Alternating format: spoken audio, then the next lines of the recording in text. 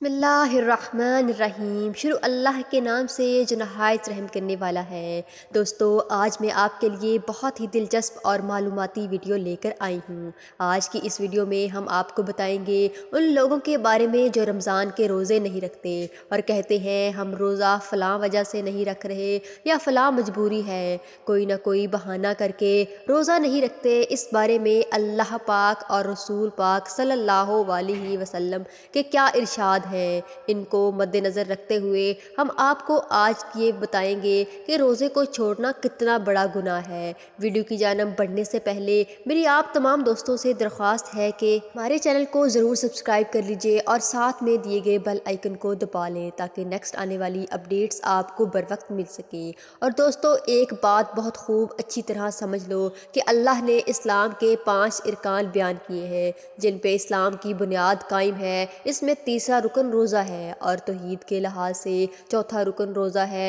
नमाज, ज़कात और रोज़ा, ये बात याद रखो कि दुनिया में किसी हुकूमत में कानून तोड़ना इतना बड़ा जुर्म नहीं है इतना इस कायनात के बनाने वाले के हुक्म को तोड़ना बहुत बड़ा जुर्म है, जिस पर अल्लाह ने बहुत बड़ी सज़ा रखी है। वो लोग अहमक और बेवकूफ़ हैं, कुरान और सुन्नत के मिजाज से और अल्लाह ताला के अहकामात से नावाकिफ़ हैं। वो लोग कहते हैं कि रोज़ा रखने से हम बहुत मुशक्क़त में मुब्तला हो जाते हैं। अल्लाह बहुत गफ़ूर और रहीम है, माफ़ फरमाने वाला है, दिसंबर में रख लेंगे, ऐसा नहीं है मेरे दोस्तों। अल्लाह गफ़ूर और रहीम है। अपने आप को ऐसे लोगों के बारे में कता नहीं किया। अल्लाह ने अपने आप को गफ़ूर और रहीम इन लोगों के बारे में कहा है जिनके माजी में गुनाह हो गया और अब वो तौबा करके अपनी इस्लाह कर रहे हैं और रमज़ान के रोज़े जो इरकान इस्लाम को पाबंदी से अदा कर रहे हैं। अल्लाह पाक फरमाते हैं कि मैं इनके बारे में गफ़ूर रहीम हूँ, इसलिए पिछली ख़ताएँ माफ़ कर दूँगा। जो अल्लाह को गफ़ूर रहीम समझकर गुनाह कर रहा है, इसके बारे में अल्लाह ने धमकियाँ दी हैं। अल्लाह पाक कुरान मजीद में फरमाते हैं, जिसका तर्जमा ये है, मेरा अज़ाब दर्दनाक है। ये बात खूब अच्छी तरह समझ लो कि अल्लाह ऐसे लोगों के लिए गफ़ूर रहीम नहीं है जो रमज़ान का रोज़ा छोड़ दे।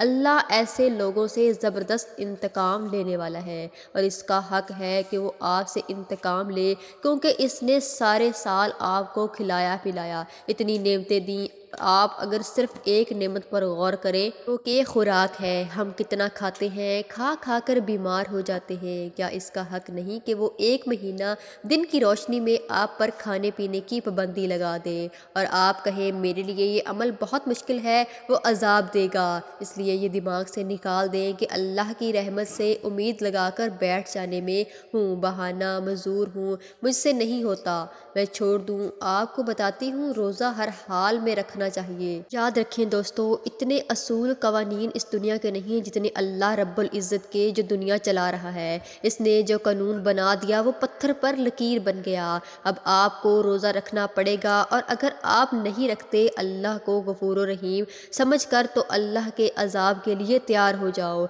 ऐसा अज़ाब कि अल्लाह ने कौम आद और कौम समूद को तबाह बर्बाद कर दिया। अल्लाह ने कौम लूत को भी तबाह बर्बाद कर दिया। अल्लाह ताला ने फ़िरौन को भी तबाह बर्बाद कर दिया। और इन सब में कदरे मुश्तरक चीज़ क्या थी? नबी के नाफरमानी, अल्लाह के हुक्म की नाफरमानी। तो आप रोज़ा छोड़ने की इजाज़त नहीं है। मेरे अज़ीज़ दोस्तों, अल्लाह के अज़ाब को दावत मत दो। याद रखो कि दुनिया में अज़ाब जो सबसे पहले आता है वो अज़ाब ये है कि अल्लाह इसकी तबीयत से सुकून छीन लेता है, रिज़्क़ की बरकत और रिज़्क़ की लज़्ज़त छीन लेते हैं। और रोज़ा ख्वारों के चेहरे पर नहूसत से पता चलता है कि ये सुकून में नहीं है। तो मेरे दोस्तों, अपने हाल पर तरस खाओ, अपने हाल पर रहम करो। अल्लाह को इस मामले में गफ़ूर रहीम न समझो। ये बहुत बड़ा धोखा है कि शैतान ने दिल में डाल रखा है। कुरान मजीद में अल्लाह के हुक्म है, तर्जमा, ए ईमान वालो, तुम पर रमज़ान के रोज़े फ़र्ज़ हैं। फ़र्ज़ का लफ्ज़ अल्लाह पाक ने इस्तेमाल किया है। रोज़े फ़र्ज़ हैं, फ़र्ज़ का लफ्ज़ अल्लाह पाक ने इस्तेमाल किया है और ये भी फरमाया है, जिसका तर्जमा है, जो अल्लाह के हुक्म को پورا نہیں کر رہے ان قریب سزا ملنے والی ہے۔ تو میرے بھائیوں، لوط علیہ السلام کی قوم پر اللہ کا عذاب اس وقت نہیں آیا جب لوط علیہ السلام اس قوم کو سمجھا رہے تھے۔ قوم عاد پر بھی اس وقت تک عذاب نہیں آیا جب قوم عاد کو ان کے نبی سمجھا رہے تھے۔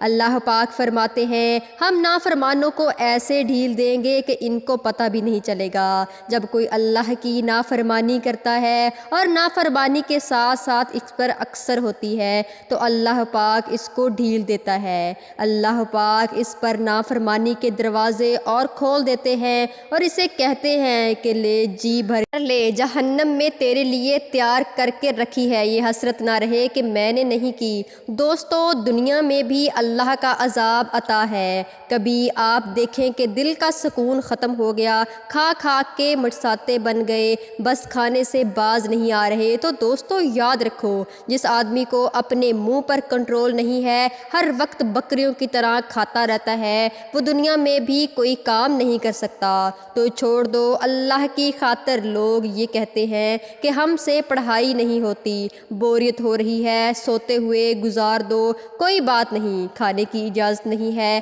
ہاں، رمضان کو کوشش کر کے کارآمد بنائیں، عبادت کریں، اور اگر کچھ بھی نہیں ہو رہا تو بھائی یہ جو بھوکے پیاسے رہ گئے نہ صبح صادق سے لے کر غروب آفتاب تک، تو سمجھ لو بہت کچھ ہو رہا ہے۔ آپ سے یہ غلط ہے یہ کہ وسوسے ہے کہ روزہ رکھنے والا، روزہ ایکٹیویٹی چھوڑنے والا تو صبح سے لے کر شام تک کتنے کام کر لیتا ہے، اور میں تو پڑا رہتا ہوں، کچھ بھی نہیں ہوتا۔ اس نے کچھ بھی نہیں کیا، آپ نے بہت کچھ کر لیا۔ جب دل چاہ رہا ہو کھانے پینے کا، اس وقت کھانا پینا چھوڑ دینا اس وقت بہت بڑا کام ہے، کیونکہ ہم کس کے لیے چھوڑ رہے ہیں؟ اللہ کے لیے چھوڑ رہے ہیں۔